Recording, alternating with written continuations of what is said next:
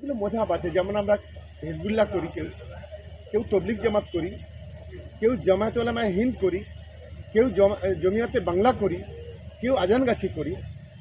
কিন্তু আমি দেখলাম যে কোনো মজাহাবে কারোর মধ্যে কোনো সমস্যা নেই। একমাত্র হিজবুল্লাহ ফুরফুরা শরীফে কেউ তৃণমূলের হয়ে কথা বলছে, কেউ বিজেপির হয়ে কথা বলছে, কেউ সিপিএমের হয়ে কথা বলছে, কেউ আইএসএফের হয়ে কথা বলছে।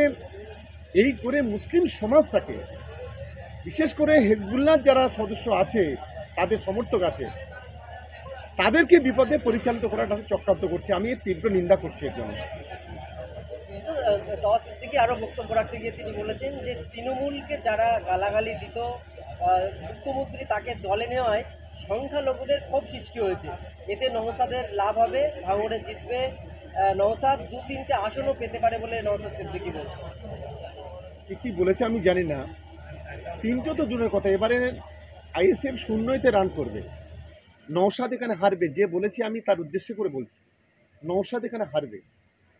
আর বাংলাতে মমতা বন্দ্যোপাধ্যায়ের পাশে থেকে সংখ্যালঘু এবং সংখ্যাগুরু ভয়ঙ্কর খেলা খেলবে, যে খেলায় 235 থেকে 40টা আসন তৃণমূল কংগ্রেস পাবে, আর চতুর্থবারের জন্য মমতা বন্দ্যোপাধ্যায় মুখ্যমন্ত্রী হবে।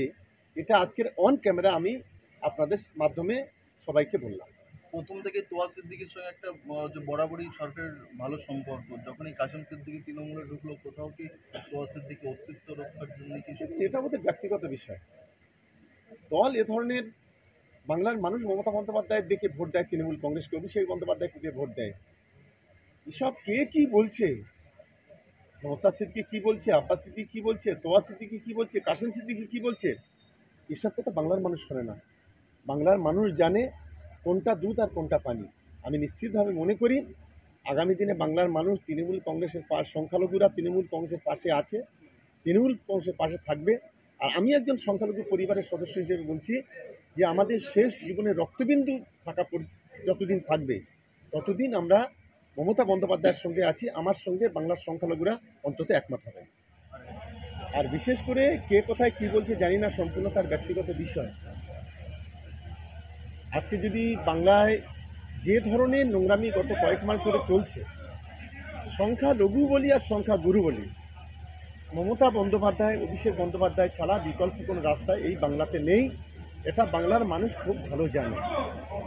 কারণ আজকে শুভেন্দু অধিকারী বলি, সুকান্ত মজুমদার বলি, আজকে যে নোংরা খেলা খেলছে, শুভেন্দু অধিকারী বলছে সংখ্যালঘুদের রাস্তায় ছুঁড়ে ফেলে দাও, তাকে জেহাদি বলো, জেহাদি বলে অসম্মান করা। সুকান্ত মজুমদার আরেক সংখ্যালঘু, আমাদের পাঞ্জাবি ভাই বোনেরা যারা আছে তাদের জুতো ছুঁড়ে দিচ্ছে। এটা গোটা বাংলার মানুষ উপলব্ধি করছে।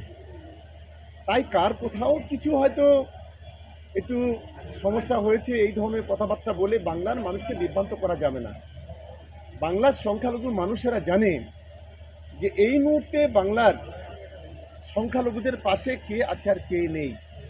যে আছে তার নাম হচ্ছে মমতা বন্দ্যোপাধ্যায়। মমতা বন্দ্যোপাধ্যায় আছে বলে বাংলার সম্প্রীতি আছে, মমতা বন্দ্যোপাধ্যায় আছে বলে বাংলার একতা আছে। মমতা বন্দ্যোপাধ্যায় যদি না থাকতো, বাংলার সাম্প্রদায়িক সম্প্রীতি ধ্বংস হতো এবং হিন্দু মুসলমানের রক্তের হোলি খেলা করা হতো।